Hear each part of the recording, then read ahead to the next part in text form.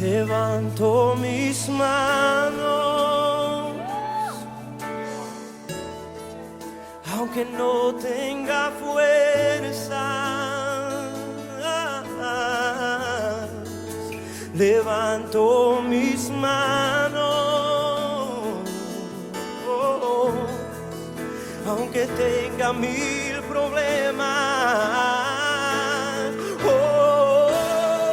Cuando levanto mis manos, comienzo a sentir.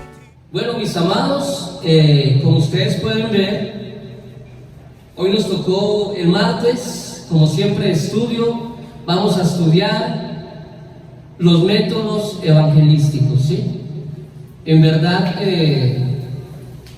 es un tema, yo creo que sería para varias clases, porque es un tema que abarca muchas cosas.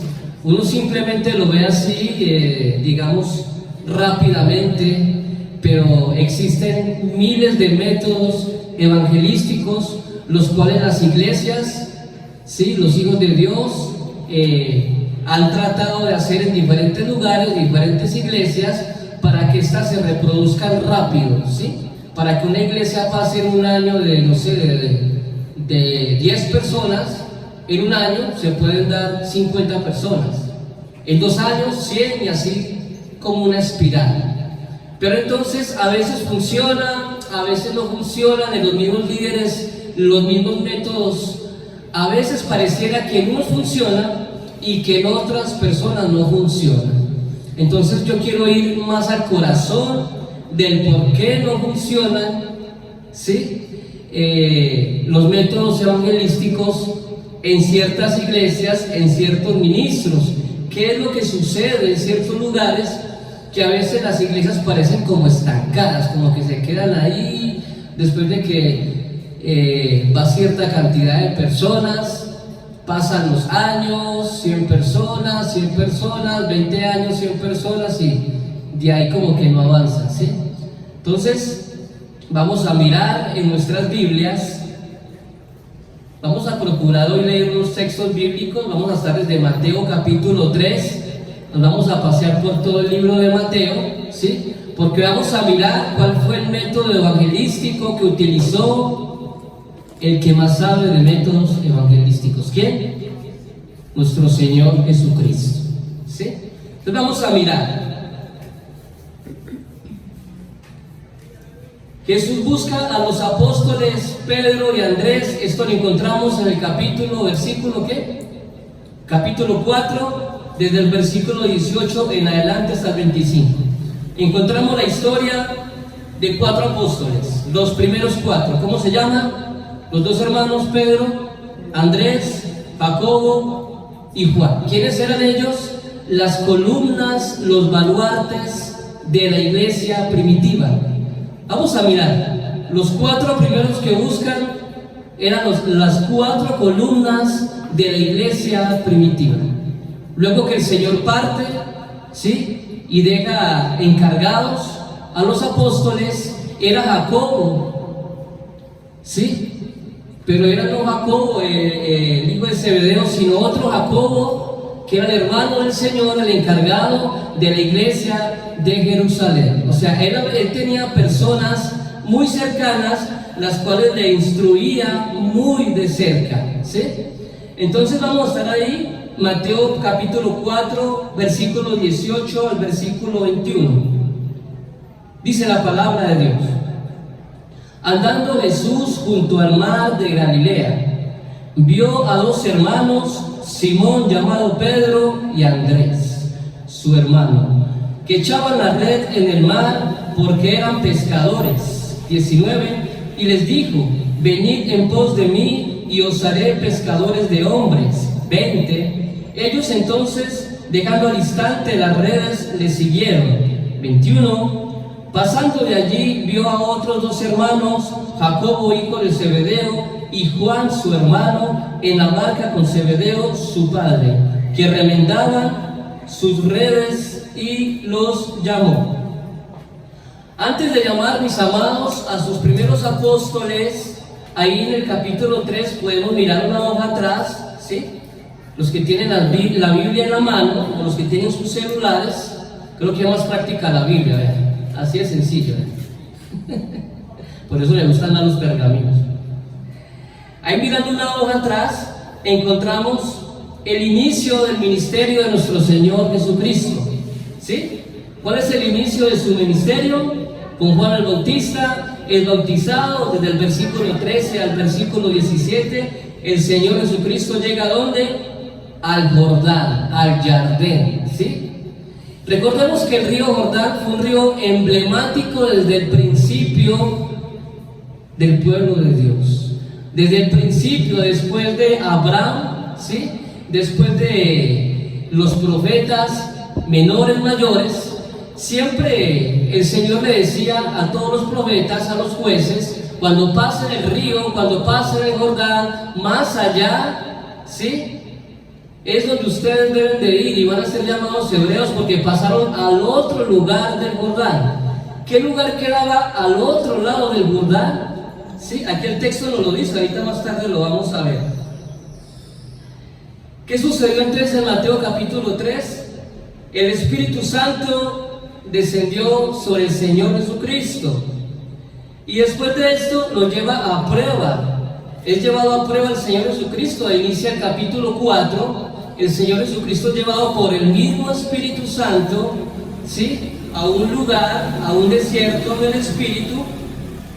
Y el Señor venía ayunando 40 días, 40 noches. Esto lo encontramos en Mateo 4, versículo 2. Él venía de un ayuno muy largo, de una preparación después de ¿qué? De ser bautizado. Inmediatamente inició disciplina espiritual, ayuno, 40 días, 40 noches. Luego fue tentado por el tentador y fue llevado por el mismo Espíritu Santo a un lugar para que fuera tentado. Imagina tú, después de que tú te bautices, después de que tú inicies la vida con Cristo, después de que tú recibas el Espíritu Santo, autoridad de parte de Dios sobre tu vida, inmediatamente te llegan las pruebas. Aquí no se espera Satanás ni un segundo para tentarle al Señor Jesucristo. Ok, el Señor le responde a Satanás con 3 grandes pregones. Yo creo que todos no lo sabemos, pero vamos a analizar algo. El Señor le responde a Satanás con 3 grandes verdades universales. 3 grandes verdades universales. Capítulo 4, la primera la encontramos en el versículo 4. No la voy a leer, pero sí les voy a explicar que en el versículo 4 el Señor le quiere decir a Satanás en estas palabras: yo soy el verbo creador. ¿A quién está diciendo? A Satanás. Yo soy el verbo creador, yo soy el amo de todas las cosas. Imagina lo que le está respondiendo el Señor a quién, al tentador. En el versículo 7 le responde con esas palabras: yo soy tu Dios, digno de adoración, y mayor soy que tú, y debes de servirme. ¿Sí? Y luego en el versículo 11, los ángeles le servían al Señor. Voy a volver a repetir, en el versículo 4 le dice el Señor, en otras palabras que yo estoy utilizando, no son literalmente las que están en el texto bíblico, pero quiero hacerles entender algo a ustedes, de que en el versículo 4 el Señor le responde: yo soy el amo de todas las cosas. ¿Sí? En el versículo 7 dice: no tentarás al Señor tu Dios. O sea que el Señor Jesucristo le está diciendo a Satanás: yo soy tu Dios, yo soy digno ¿de qué? De adoración, y mayor soy que tú, porque tú eres una criatura hecha por mi persona. Y ya en el versículo 10 le dice: al Señor tu Dios adorarás y a Él solo servirás. El Señor le recuerda que Él es el Dios y el amo de todas las cosas, de todas las criaturas, y le dice: al que debes de servirme, antes más bien, es tú a mí, o tú me debes de adorar. Y me quieres tentar, Satanás, ¿qué te pasa? Prácticamente le dice: ¿qué te pasa? ¿Sí? Es que no piensas, y dice: vete, Satanás, váyase mejor, ocúpese en otra cosa mejor. ¿Sí me entienden el Señor? O sea, el Señor fue contundente con lo que le respondió a ¿quién? A Satanás. Ahora Jesús caminaba largas horas en el día. Cuando Jesús estuvo en la tierra no había carros, no había megabuses, no habían aviones. ¿Qué había entonces? Había caballitos, habían burros, habían carrozas, ¿sí? Pero el Señor Jesucristo, recuérdese que Él venía de una familia muy pobre, ¿sí? Regularmente Él salía en su ministerio, salía de muy mañana y regresaba en las horas tardes de la noche después de haber caminado todo el día. Posiblemente en la cultura y en la parte histórica dicen que andaban con unas sandalias en pleno desierto. Imagínese usted con el calor que hace sin sandalias quemándole los pies. Tremendo, ¿cierto? Y en el principio de su ministerio, ¿sí? Él le gustaba mucho, o inició prácticamente, ahí en el capítulo 4 nos dice que él fue a una costa marítima. Él buscaba muchos estos lugares, ¿sí? Los lugares de la costa. ¿Por qué será? Al otro lado del río del Jordán, esto lo vamos a leer ahí en Mateo 4, versículo 15, dice: tierra de Zabulón y tierra de Neftalí, camino del mar, oiga, camino del mar, al otro lado ¿de dónde? Del Jordán, o sea, pasaron el río, al lugar donde van los hebreos. ¿Y qué quedaba en ese lugar, al otro lugar del Jordán? Que ya se nos había dicho desde el Génesis, que el que pasara el Jordán al otro lado eran ¿quiénes? Los hebreos, ¿sí? El pueblo asentado en tinieblas vio gran luz. Se está hablando, mis amados, de Galilea, Galilea de los gentiles, el pueblo que estaba al otro lado ¿de qué? Del mar, ¿ok? Vamos a ver qué principios eternos podemos sacar entonces de lo que hemos leído hasta ahora. Puedes tener el mejor método evangelístico, hermano. Tú puedes tener el mejor método evangelístico que exista en el mundo, los mejores libros con los mejores métodos evangelísticos, e invertir mucho dinero y mucho tiempo, ¿sí? Tú puedes invertir, inclusive muchos invierten como los que trabajan con publicidad, los que trabajan con emisoras, los que trabajan en las grandes empresas, compañías, invierten mucho dinero ¿en qué? En canales de televisión, en canales radiales, ¿sí? En publicidad, en tratados evangelísticos. Aún puede servir y regalar mucho dinero, hermano. Usted puede servir, ser un gran servidor y regalar demasiado dinero a todas las personas que te encuentres, ¿sí? Y hacer mucha propaganda también. Pero si no tienes el respaldo de Dios, escucha, si no tienes el respaldo de Dios y del Espíritu Santo, en el momento que te bautizaste, en el momento del bautizo, si no tienes el sello del Espíritu Santo, déjame decirte que podrás sembrar, pues bueno, sí podrás sembrar, pero ¿se podrá recoger? Es la pregunta. ¿Se podrá recoger frutos dignos de lo que has sembrado? Posiblemente no. ¿Sí entienden la problemática de por qué muchas iglesias no crecen?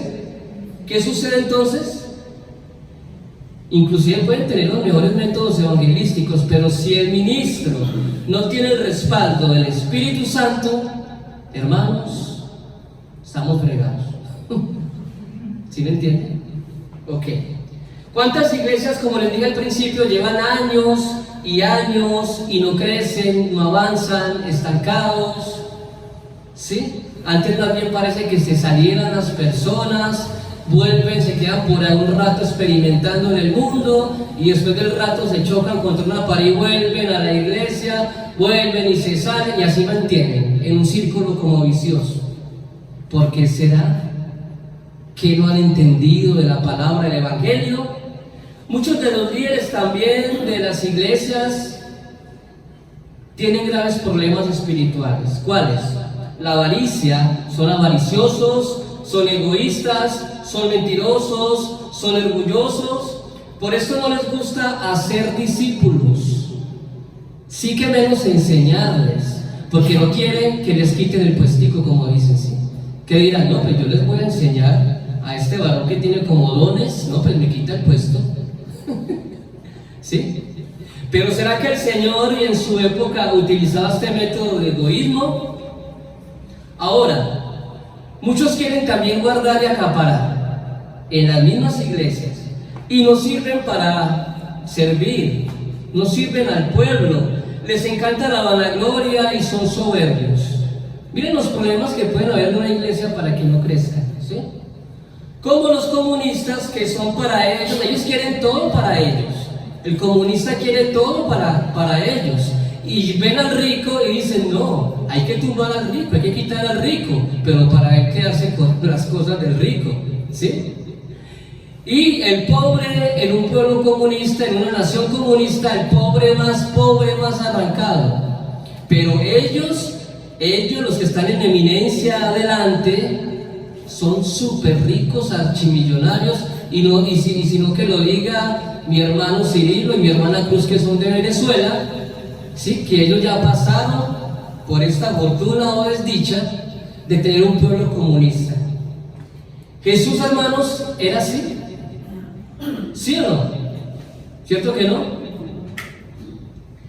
Por su método y el método del Señor Jesucristo que Él utilizó, era el método más eficiente, porque un líder sano, Él era un líder totalmente sano, en todas las dimensiones físicas y espirituales. El Señor era el más sano sobre la tierra, el más puro, el más santo. Él era un líder nato en su propia misma naturaleza. Un líder, ¿qué? Nato, ¿sí? ¿Y él qué hizo?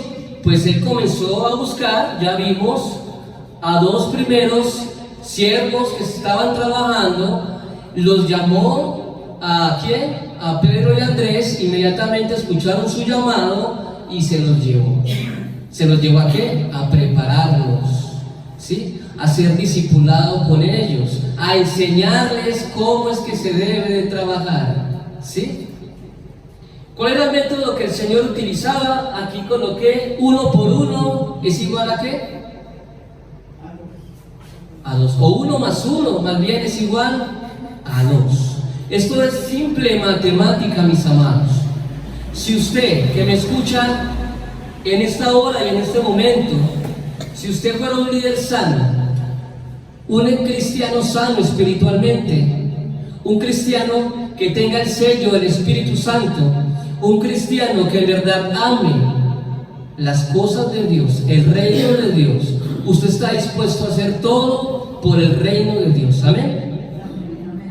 Y que fuera lo más prudente, usted buscaría otra personita después de, hay que esperar que usted sea discipulado, ¿sí? Usted va a buscar otra persona para enseñarle lo que le enseñaron.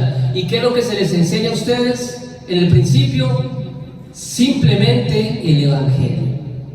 Eso es lo que ustedes deben, mis amados hermanos, de vivir, ¿sí? De hablar, de predicar 24 horas en el día. El Evangelio, punto.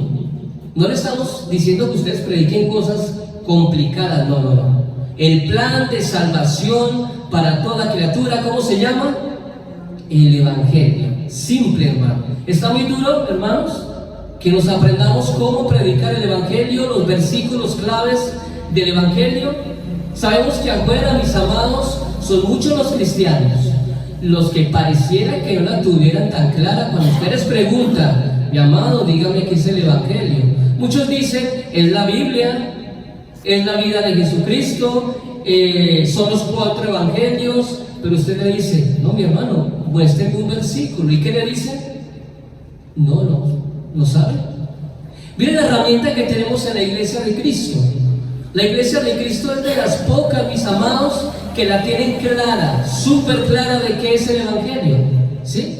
Y muchas de las personas a las que llevan años en otras iglesias, usted le predica el Evangelio y quedan sorprendidos, dicen, wow, yo no había visto eso en la palabra, bendito sea el Señor. Entonces, si yo no me prediqué conociendo, si yo no me bauticé conociendo el Evangelio, entonces me va a tocar volverme a bautizar. Y nosotros que le decimos, varón, pregúnteselo a Dios, pregúnteselo al Espíritu Santo. Yo simplemente estoy cumpliendo con mi labor de predicarle el Evangelio. Y muchos de ellos, ¿qué hacen? Se vuelven a bautizar. ¿Por qué? Porque no la tenían tan clara cuando llegaron a las aguas del bautismo. Ahora, ¿qué hace un fiel discípulo? Hace una copia, ¿sí? O un fiel discípulo es una copia fiel de su maestro, ¿sí? Si un buen maestro, o si usted tiene un muy buen maestro, déjame decirle que usted va a hacer una copia fiel o una fotocopia ¿de quién? De su maestro, ¿sí? ¿Quién fue el maestro? El que le instruyó, el que le guió a través del Evangelio de Cristo. La pregunta mía es, los que ya están bautizados, ¿ya tienes un discípulo? ¿Ya estás trabajando en ello? Porque ese es el llamado de esta noche. Reproducirnos 1 más 1 igual 2. Eso es matemática pura. La misma naturaleza nos lo enseña, ¿sí? Porque cuando se dieron los dos primeros seres humanos en la tierra, Adán y Eva, ¿qué hicieron ellos para que hubiera un tercero? ¿Qué hicieron? Se reprodujeron, ¿sí? Entonces, ¿qué debemos hacer nosotros? 1 más 1, reproducirnos a 3. Y esos 3, reproducirnos ¿a cuántos? A 5. Y así en adelante. Por eso existe este número en la Biblia: 1, 5 y 3. Ahorita les voy a explicar qué significa, porque este número tiene gran significado. A este número se le ha llamado el número de la secuencia Fibonacci. Aquí está. La frecuencia de la espiral. La espiral tiene unos números. Inician con esos números a reproducirse. 1, 3, 5 y comienza la espiral a formarse. Y la mayoría de los toroides o de las formas que ustedes ven aquí en el planeta Tierra, las hojas, los caracoles, las espirales, el universo en espiral, las galaxias. ¿Ustedes no habían detallado eso? Que todo tiene forma de espiral en su mayoría. Ahora saben que a esto se le llama la frecuencia de Fibonacci. Vayan a investigar esto. Y esto habla con la frecuencia 1, 3, 5, se reproduce, se da ¿a qué? A 8, de 8 a 11 y se va creando la espiral del universo. Ahora, mis amados, si tú eres un discípulo apasionado, debes de ser alguien que busca el intelecto bíblico. Te debe de gustar el intelecto, leer la Biblia, ser apasionado a las historias de la Biblia, ver películas también, ¿sí? Prepararte para eso. Debes también de prepararte en el amor, en la espera, en el sufrimiento. Eso es un paquete del cristiano, no es solamente. Debemos de prepararnos porque van a llegar pruebas también, vamos a sufrir, nos va a tocar que esperar también muchas veces cuando hacemos oración y vamos a decir todo en el tiempo de nuestro Dios. Ahora yo le llamo el método. ¿Yo cómo le llamaría a este método de 1 por 1 o de 1 más 1 igual a 2? ¿Cómo llegar al corazón del discípulo? Si tú puedes, como maestro, como gran líder de la iglesia, llegar al corazón de tu discípulo, déjame decirte que él regularmente se va a reproducir. Si llegaste al corazón por medio del Espíritu Santo al corazón de cada persona, simple, se va a reproducir. Mateo 4, ¿sí? De Mateo capítulo 4 a Mateo capítulo 9. Vamos a Mateo capítulo 9, versículo 9, rápidamente. Dice la palabra de Dios, Mateo 9, versículo 9, dice la palabra del Señor. Espera, no es versículo 9, sino es capítulo 9, capítulo 10, versículo 5 y versículo 6, perdón. A esos 12 envió Jesús. Después de que les preparó, después de que les instruyó el Señor a los 12, ya tenía 12 discípulos. ¿Qué hizo él con ellos? Los envió, los preparó, ahora los va a enviar, a predicar el Evangelio. Y les dio instrucciones. ¿Y qué les dijo a ellos? Por camino de gentiles no vayáis, y en ciudad de samaritanos no entréis. 6. Sino id antes a las ovejas perdidas de la casa de Israel. Después de que el Señor vemos de que Él selecciona dentro de las multitudes del capítulo 5 al capítulo 7 en el Sermón del Monte, porque Él predicó a multitudes, hermano, los cuales Jesús frecuentaba, ¿sí? Predicar a multitudes. Él llamó a 12, especialmente llamó a 12, y a esos 12 los capacitó, ¿sí? Y el último de ellos, bueno, el penúltimo de ellos, ahí lo encontramos en el capítulo 9, versículo 9. Esto es lo que les quería explicar rápidamente. Vemos aquí en el llamamiento de Mateo. Él fue el penúltimo que llegó. ¿Y quién era Mateo? Él era un recaudador de servicios. Él era, para esta época, él era un banquero, ¿sí? Y recordemos que los primeros apóstoles eran simples pescadores. O sea que dentro de los 12 había un equipo conformado desde pescadores hasta banqueros. Si ve digamos, la multiforma, la multisabiduría de Dios, que llegó a personas pobres, nobles, pero también pudo llegar a quienes, a los más influyentes de su época. El Señor no hacía excepción de personas, de ninguna clase Él hacía excepción de personas. Hay hermanos que solo se acercan a personas adineradas por conveniencia, ¿sí? Y a los pobres no los visitan ni siquiera. Así lo conocimos de Cristo. Por eso el mejor método es ir y buscar un discípulo y enseñarle todo lo que sabes personalmente. El mejor método que puede existir, hermanos, es ir y buscar y encontrar un discípulo, y lo que Dios te ha facultado a ti lo debes de enseñar personalmente a esa persona, ¿sí? Pero para hacer eso debemos de dejar ¿qué? El egoísmo, el orgullo, la prepotencia, todo lo que venimos hablando, hermanos. ¿Para qué? Para que éste sea preparado, sea instruido y él pueda hacer lo mismo con otra persona. Simple. El método 1 más 1 es pura matemática, como les dije, ¿sí? Hablamos de la creación ahorita con la espiral. Dios dejó en la tierra 2 varones, como les dije, macho y hembra. Y ahora somos millones hoy en día. Él dejó 2 solamente en la tierra y ahora somos ¿cuántos millones? Ya vamos para 8 millones. Con 2 simples personas que dejó. ¿Esto cómo se llama? Acción pura y amor mutuo de engendrar en el Espíritu. Si tienes el Espíritu Santo de Dios, tienes el respaldo de Dios. ¿A qué hay que temer, hermano? ¿A qué hay que temer? Si tienes el Espíritu Santo de Dios, ¿a qué vamos a temer?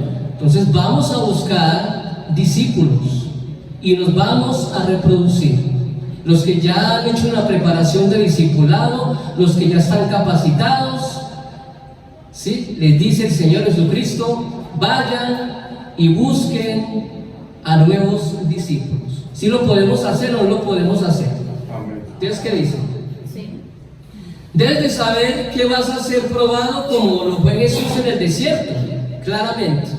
Iniciando el Señor Jesucristo su ministerio, no habían iniciado, fue después del bautizo. Inmediatamente llegó ¿quién? El tentador. Eso fue inmediato que llegó. Y si el Señor hizo eso con el Creador, ¿será que contigo no va a ser lo mismo? Claro, cierto que sí. Ahora, deben de ser probados como el fuego, porque el fuego se prueba en el más contundente horno, en el calor de más alta temperatura. El verdadero discípulo debe ser llevado al desierto, donde no hay nada, ¿sí? Para probar de qué está hecho. Y luego de esto puedes ir en búsqueda, como hizo el Señor, ahora sí, del equipo misionero. Por eso inicia el capítulo 4 o 5 buscando los 4 primeros apóstoles y comienza la obra a gestarse, ¿sí? ¿Tiene prioridades? ¿Será que tú tienes prioridades en esta vida, mi amado? ¿Tu prioridad será predicar el Evangelio? tu prioridad será servir a Dios, tu prioridad será predicarle a otra persona. Yo creo que todos deberíamos de trabajar en eso, ¿sí? Porque si esta no es tu prioridad, mi amado, pues debes de corregir para crecer espiritualmente, porque cada vez que predicamos el Evangelio, crecemos mutuamente, tanto el que predica como la otra persona, ¿sí? Ahora, vamos a leer ahí Mateo 8, versículo 14. ¿Dónde estaba el Señor Jesucristo? Vino Jesús a casa de Pedro. O sea que el Señor Jesucristo, oiga, otro método, frecuentaba las casas de sus discípulos. El Señor Jesucristo, ¿qué hacía? Frecuentaba las casas de sus discípulos. De pronto, en una visita que tuvo, fue donde el apóstol Pedro y estaba la suegrita enfermita. ¿Qué tenía la suegra? Tenía fiebre. ¿Y qué hizo el Señor? La sanó. O sea que los cristianos se visitan frecuentemente. Y como los visitamos frecuentemente, podemos llegar a los familiares de nuestros hermanos. ¿Sí ve este método cómo es de fácil? Es simple, lo más simple. Ir primeramente por tus familiares, por tus hermanos, aquí en este caso por la suegra de Pedro, ¿sí? Y esto es lo que el Señor le dice a sus apóstoles, a sus discípulos en el capítulo 10. Por camino de gentiles no vayáis, y en ciudad de samaritanos no entréis, sino id antes a las ovejas perdidas de la casa de Israel. Recordemos que el Señor era israelita, el Señor era judío. A los primeros que se debían de predicarle era ¿quiénes? A los judíos, a los de su casa. Simple. Si tú primeramente no le predicas a los de tu casa, a tus familiares, a tus amigos, a los que te conocen, a tus hermanos, a tus amigos. Hermanos, nos hemos enterado de iglesias que han llegado a crecer en 2, 3 años simplemente con los familiares de 10, 20 personas que iniciaron la obra en la iglesia. ¿Predicándole a quiénes? A los familiares. La pregunta mía es, ¿le estás predicando a tus familiares, a tus conocidos? Porque es un método simple que el Señor utilizó con sus apóstoles. Jesús iba a la casa de sus siervos y Él predicaba y sanaba. Él servía y les predicaba, ¿qué les predicaba? El Evangelio del Reino. Este es el método más eficiente para una iglesia local. Pero primero debes de predicar, como te dije ahorita, a la familia, a tu familia y conocidos. En los primeros cristianos, ¿será que había familias enteras? Vemos en la Biblia familias enteras sirviéndole al Señor, ¿sí o no? Hijos, padres, abuelos, tíos, primos. Si encontramos en la Biblia que llegaron familias enteras a los pies de Cristo. Yo me haría la pregunta, ¿cuántos familiares tienes tú en la iglesia? ¿Sí? Leamos Hechos capítulo 1, versículo 14. ¿Quién lo tiene? Lo puede leer, por favor. Hechos capítulo 1, versículo 14. Vamos a encontrar una familia totalmente que servía a Cristo.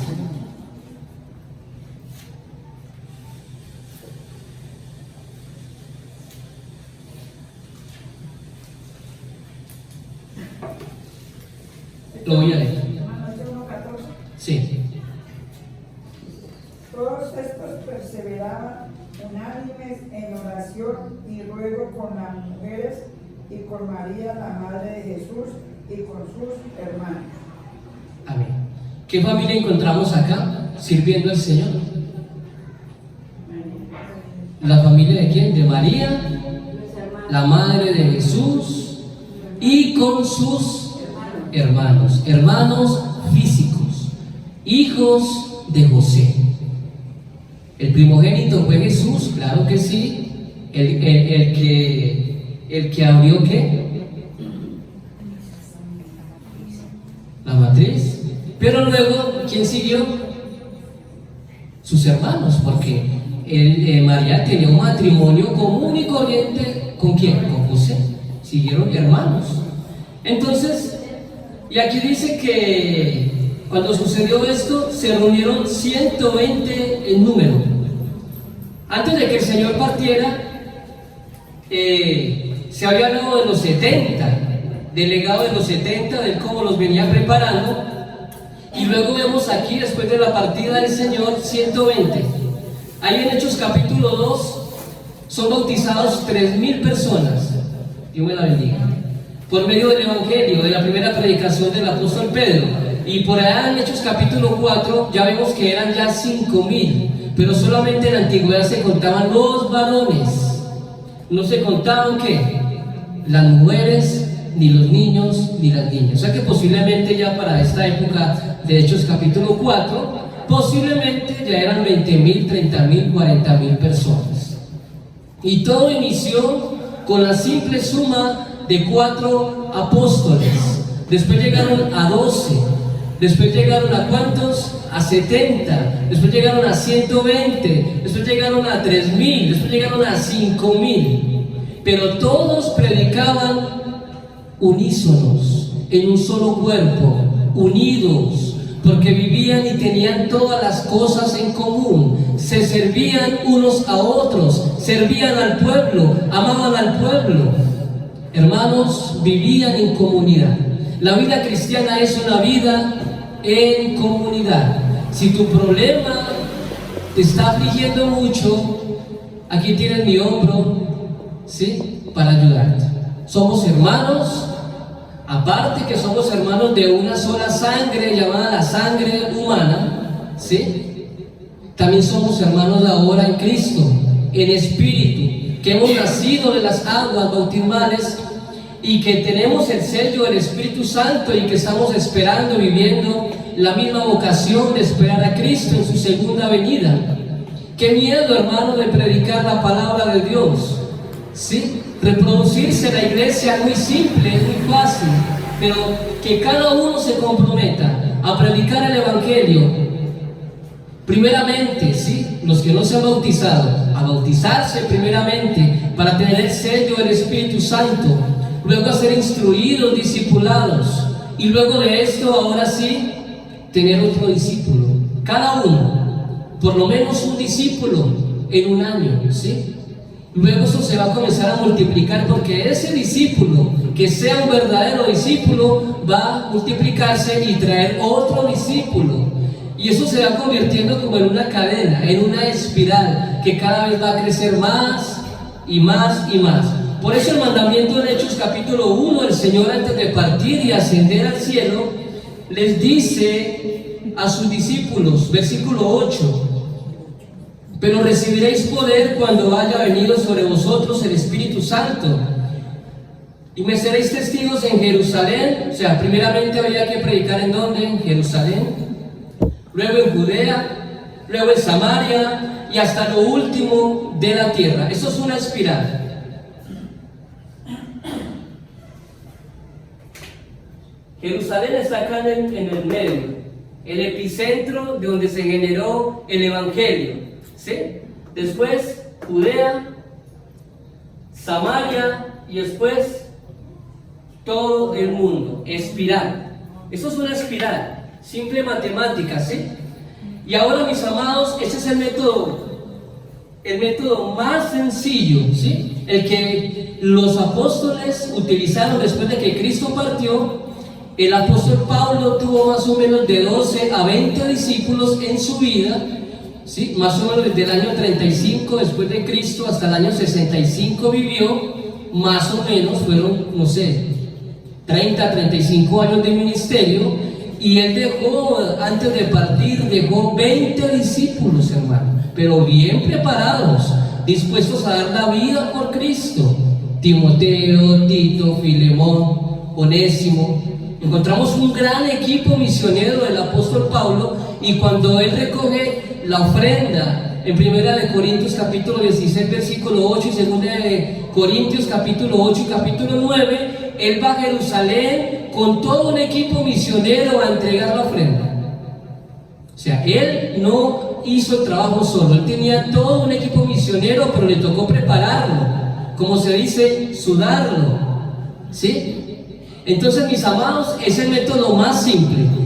Y luego de este método que vemos como tan simple, ya podemos bajar a un método más, digamos, más complejo, que es el segundo método, que es un método comunitario, porque ya somos una familia, una comunidad, y ahora somos todos los que vamos a predicar la palabra de Dios. ¿Y cómo vamos a predicar por medio de este método comunitario? En el servicio, por medio del servicio, por medio del amor, por medio de la unidad, por medio del testimonio, simple. Si aquí los vecinos, mis amados, vemos que nosotros somos personas de testimonio, ellos ven que nosotros somos personas que somos de palabra, si ellos ven que ayudamos a la comunidad, si ellos ven que vivimos como cristianos, ya, con el simple ejemplo, mis amados, ¿vamos a qué? A atraer a personas. El tercer método es el estadístico. Aquí entra el que es matemático, ¿sí? Al que le gusta la contabilidad. A mí en lo particular no me gusta. Yo no me ubico acá, yo me ubico más en el método comunitario, ¿sí? De más de servicio, de amor, de unidad, de familia. Aquí está que es contable, en el tercer método. Y aquí están las estadísticas, los números, los dones espirituales, ¿sí? Aquí ya entran los que son más profesionales en el área, los que ya abarcan grandes masas. Ustedes han visto que llenan un estadio con un evento evangelístico de una iglesia. Eso es una organización de meses, mis amados. Pero ellos utilizan los tres métodos unísonos al mismo tiempo: el personal, el comunitario y el estadístico. Y comienzan a bombardear medios de comunicación, internet, publicidad, ¿sí? Sacan volantes y utilizan a toda la comunidad de la iglesia a repartir en todo lugar. De este método comienzan a llegar personas y comienzan a llegar grandes masas a la iglesia. Pero para nosotros llegar hacia grandes masas en la iglesia, mis amados, primero debemos de iniciar ¿con cuál? Con el método personal. Si no somos capaces, mis amados, de en un año, 2 años, lograr que aquí la iglesia de Cristo de Cuba llegue a 120, 150 personas, mis amados, no vamos a poder llegar a los otros métodos, ¿sí? Porque necesitamos un gran equipo misionero para poder abarcar grandes masas, ¿sí? Pero bueno, gracias al Señor, llevamos unos mesecitos. ¿Cuántos meses? 7, 8 meses, y yo creo que nos ha ido súper bien.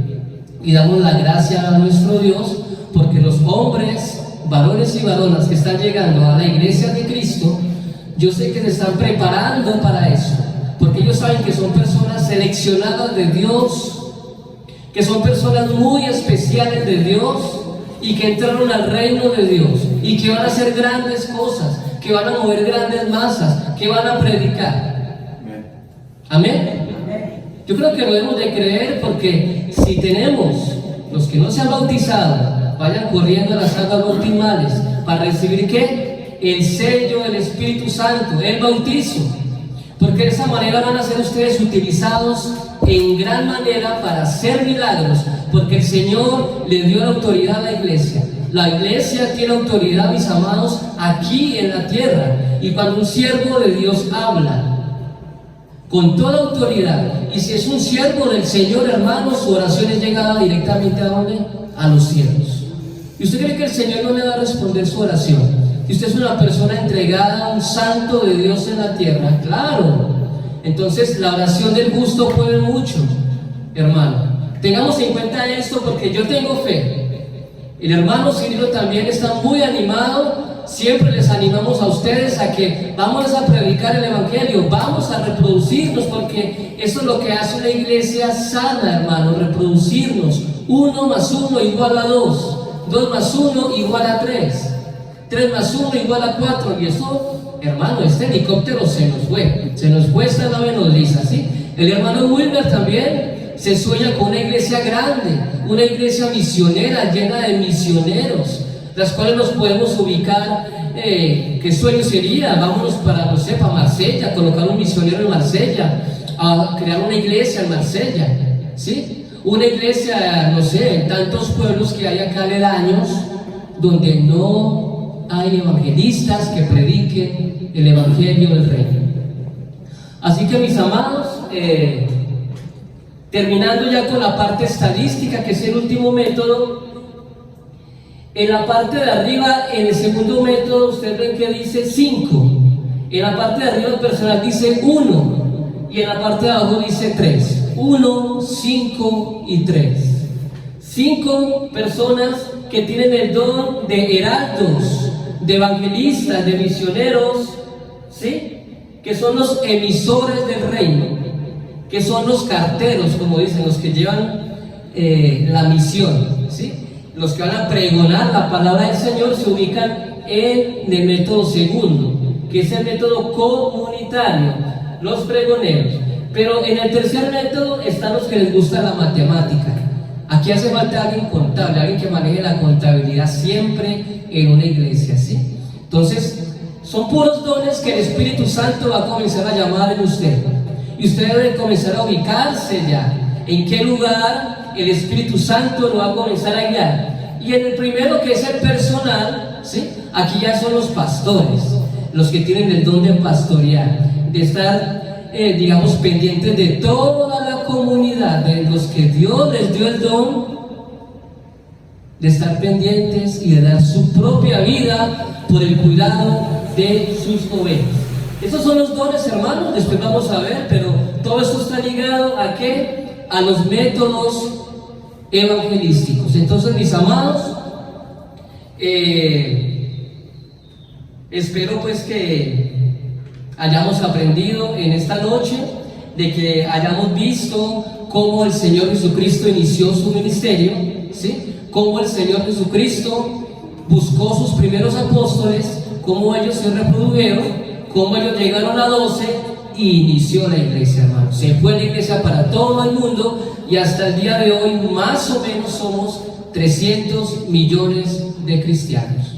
Damos la gloria a Dios porque el evangelio creo que ya está llegando al borde de la tarea de ser predicado en todos los confines de la tierra.